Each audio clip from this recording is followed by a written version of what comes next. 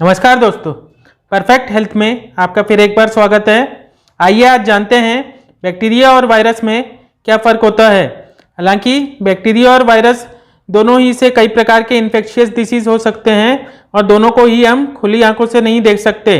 फिर भी बैक्टीरिया और वायरस में बहुत से डिफरेंस होते हैं। आइए जानते हैं वह डिफरेंस कौन से हैं। पहला डिफरेंस ये है कि बैक्टीरिया लिविंग ऑर्गेनिज्म होते हैं, जबकि वायरस लिविंग और नॉन लिविंग के बीच की कैटेगरी में आते हैं।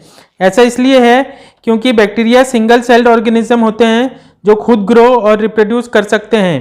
बैक्टीरिया शरीर के बाहर और अंदर दोनों ही जगह ग्रो कर सकते हैं, जबकि वायरस खुद से ग्रो नहीं हो सकते।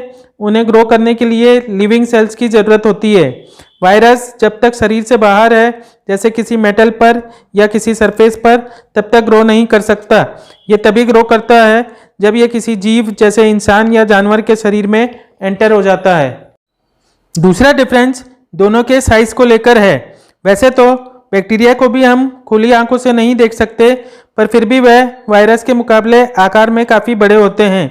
जहाँ सबसे छोटे आकार के बैक्टीरिया का साइज 0.4 माइक्रोन होता है, वहीं वायरस का साइज 0.02 माइक्रोन से 0.25 माइक्रोन तक हो सकता है। इसलिए जहां बैक्टीरिया को सिंपल लाइट माइक्रोस्कोप से देखा जा सकता है, वहीं वायरस को देखने के लिए इलेक्ट्रॉन माइक्रोस्कोप की ज़रूरत होती है। तीसरा डिफरेंस मोड ऑफ इन्फेक्शन यानी इन्फेक्शन के मेथड को लेकर है। जहां हार्मफुल बैक्टीरिया का इन्फेक्शन बॉडी के किसी पार्ट तक सीमित रहता है, वहीं वायरस पहले बॉडी के किसी सेल को इन्फेक्ट करते हैं, उसके बाद कई हजार गुना मल्टीप्लाई होकर दूसरे सेल्स को इन्फेक्ट करते हैं। इस प्रकार वायरल इन्फेक्शन पूरे शरीर में फैल जाता है।